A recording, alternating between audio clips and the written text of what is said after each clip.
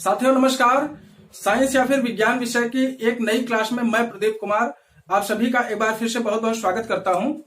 साथियों हम human physiology के अंतर्गत डाइजेस्टिव सिस्टम या फिर पाचन तंत्र को पढ़ रहे हैं।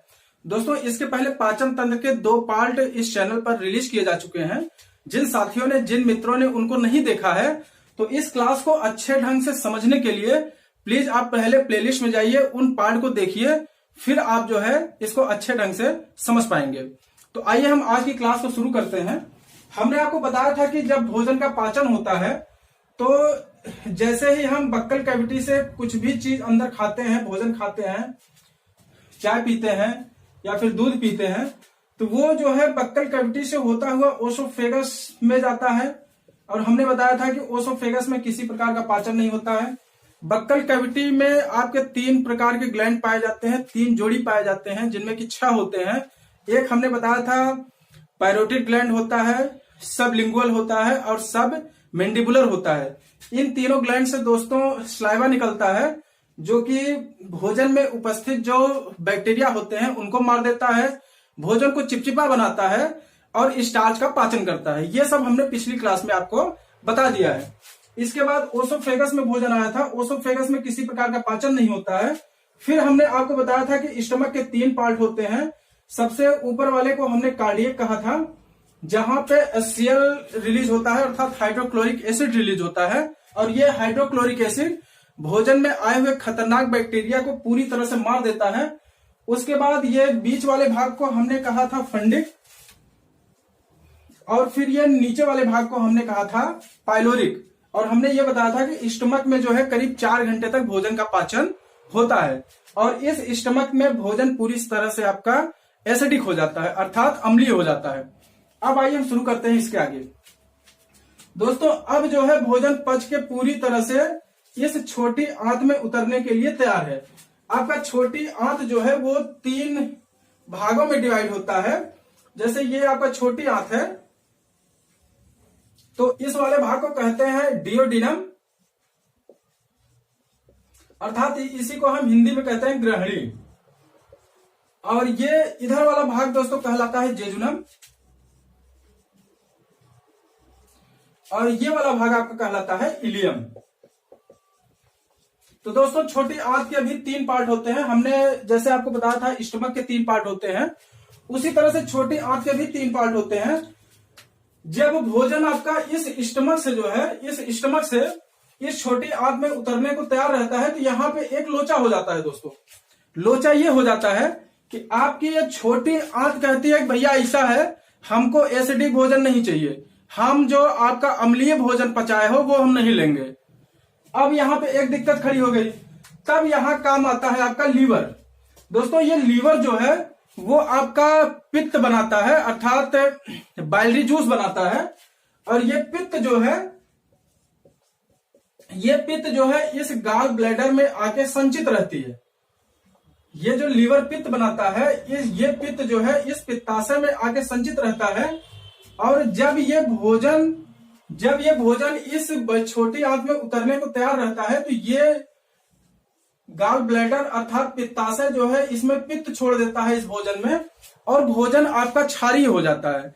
और क्षारीय होने के बाद जो है ये इस डियोडिनम अर्थात ग्रहणी में ये भोजन उतरता है। दोस्तों एक चीज और है, इस ग्रहणी में जो है 2 प्रकार के एंजाइम भी रिलीज होते हैं। अब जैसे मान लीजिए भोजन यहां से आ रहा है, भोजन स्टमक से जो है वो छोटी आंत में आ रहा है, तो इस गाल ब्लैडर को कैसे पता चलेगा कि भैया भोजन जो है छोटी आंत में आ रहा है?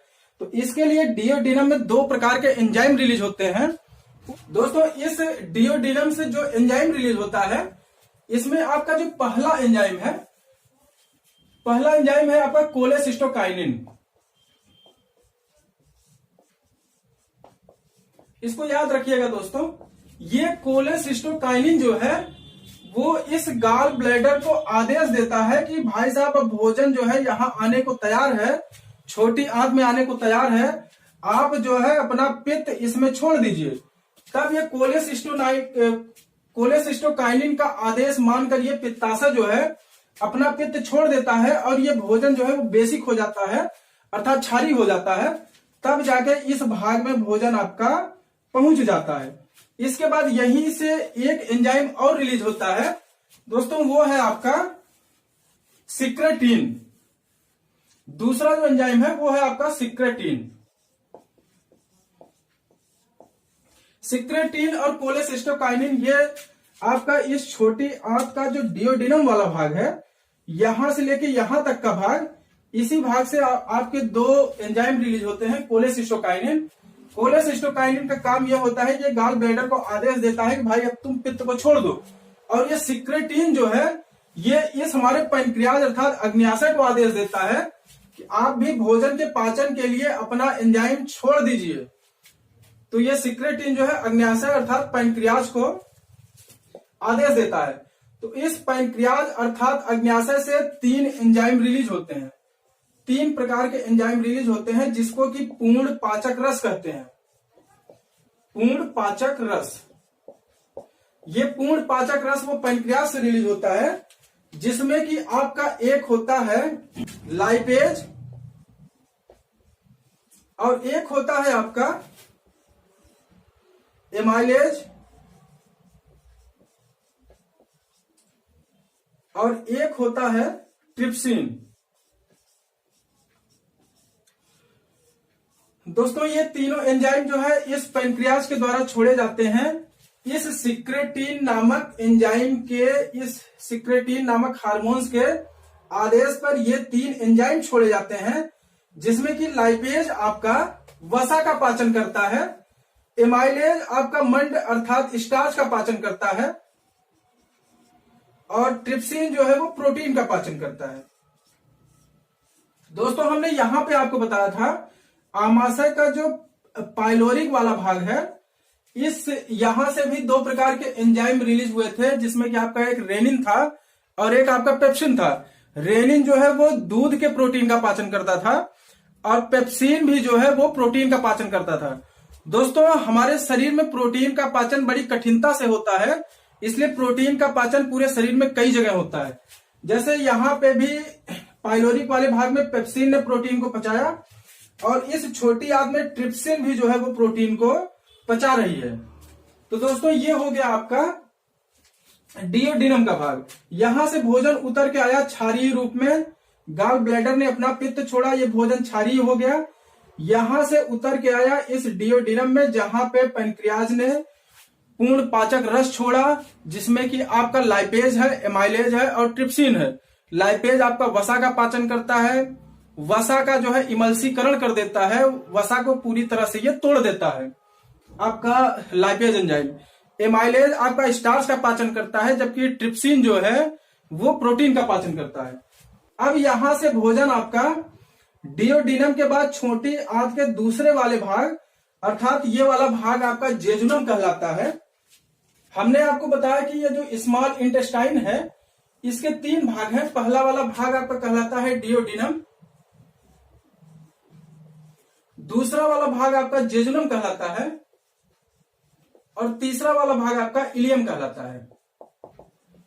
तो दोस्तों इस डियोडिनम के बाद जब ये भोजन जेजुनम में आता है, दोस्तों इस जेजुनम वाले भाग में किसी प्रकार का एंजाइम रिलीज नहीं होता है। यहाँ केवल भोजन अच्छी तरह से फैल जाता है ताकि पाचन क्रिया जो है वो अच्छे ढंग से हो सके। यहाँ पे भोजन आपका फैल जाता है पूरी तरह, और इसके बाद भोजन आपका इलियम में आता है। ये लास्ट वाला भाग जो है आपका इलियम कहलाता है, यहां से लेके यहां तक। तो लास्ट में इलियम में आता है, और इलियम में दोस्तों एक विली नाम की संरचना पाई जाती है, विली, जिसको कि हिंदी में रसांकुर कहते हैं, रसांकुर। दोस्तों इस छोटी आंत के इलियम वाले भाग से प्रोटीन के पाचन के लिए आपका इरेप्सिन नाम का एंजाइम रिलीज होता है, और यहां पर भी प्रोटीन का पाचन होता है। हमने ये देख लिया कि पूरे जो है पाचन तंत्र में प्रोटीन का पाचन 3 स्थान पे होता है। सबसे पहले हमने ये देखा कि स्टमक में जो है आपका पेप्सिन रिलीज होता है, पेप्सिन भी प्रोटीन का पाचन करता है। इसके बाद ट्रिप्सिन भी प्रोटीन का पाचन करता है। फिर हमने ये देखा छोटी आंत के जो ये इलियम वाला भाग है, यहां से इरेप्सिन नाम का एंजाइम रिलीज होता है, और ये तीनों मिलके जो है प्रोटीन का पाचन करते हैं। तो आप याद रखिएगा, प्रोटीन जो है वो पूरे शरीर में बड़ी कठिनता से पचता है।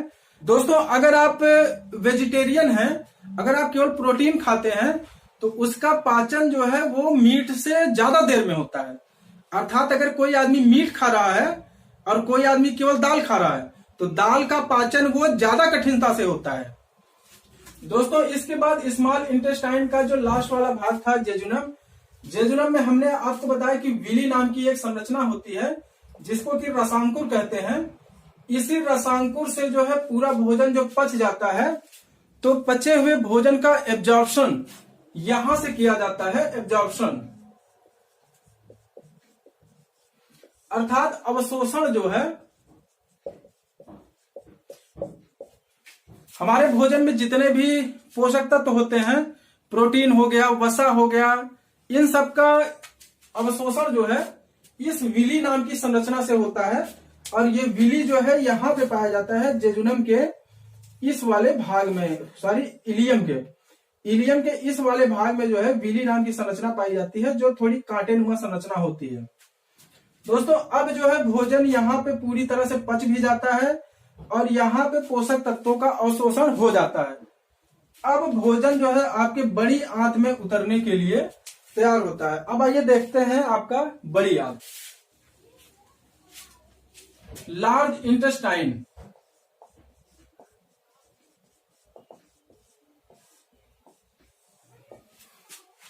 दोस्तों, स्मॉल इंटेस्टाइन से भोजन का पाचन होने के बाद भोजन जो है उसमें उपस्थित पोषक तत्वों का अवशोषण भी हो जाता है, लेकिन उसमें जो पानी रहता है उसका अवशोषण वहां पे नहीं हो पाता है।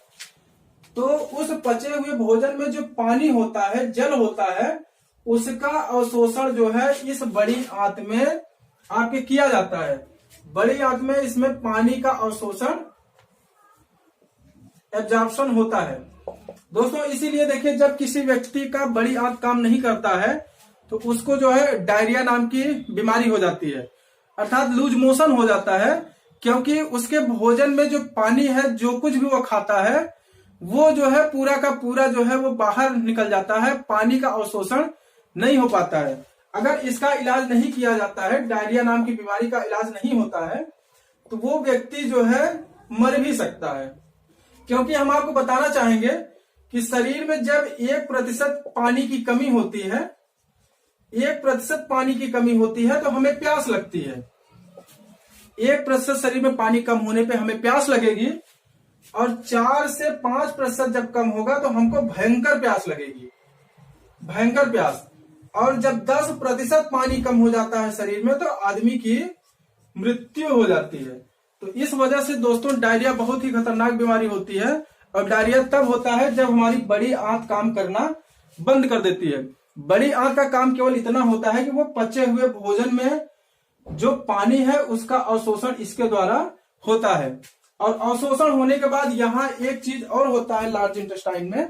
दोस्तों, जब लार्ज इंटेस्टाइन में पानी का अवशोषण हो जाता है पचे हुए भोजन से, तो लीवर के द्वारा जो है, इस लीवर के द्वारा एक